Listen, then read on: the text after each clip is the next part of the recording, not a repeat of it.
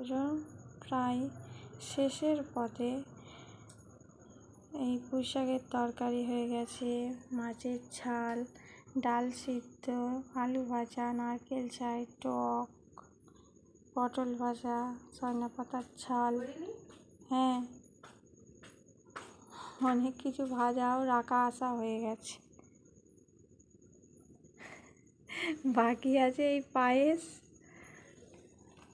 আর ভাত। ভাতটা আর অল্পই বাকি আছে, আর আধ ঘন্টার ভেতরে সব কমপ্লিট হয়ে যাবে।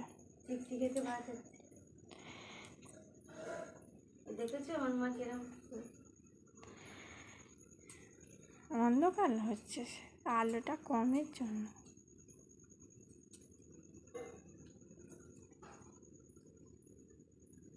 উল্টে দিতে হবে নাকি আরেকবার? না না, দিতে হবে না।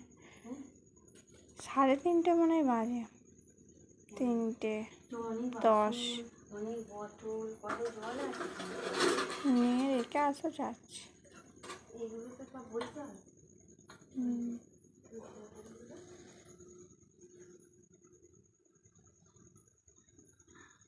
তোমাদের রান্না পুজোয় কাদের কাদের এত কিছু থাকে, আর কি কি থাকে? অনেক রান্না পুজোয় অনেকের পিঠেও থাকে, আমাদের পিঠে নেই।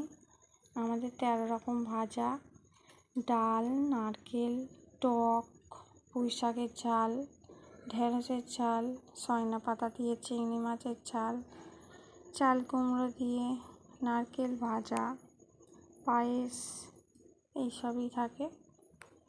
কালকে আর কিছু করতে নেই, আর আমরা আনাজ কোটাকুটি দেখাতে পারিনি ভিডিও করার জন্য, অসুবিধের জন্য। আমাদের জায়গাটা একটু শর্ট, সেই জন্য একসাথে দেখাতেও পারছি না। অনেক ভাজা রেখেও এসেছি সেই ঘরে। এই ঘরটা নতুন হয়েছে বলে, বালিশ হচ্ছে বলে এখানে সব কিছু এক জায়গায় নেই। আর এটা আমাদের রান্না পুজো নয়, এটা আমার বাপের বাড়ির রান্না পুজো, আমাদের রান্না পুজো নয়।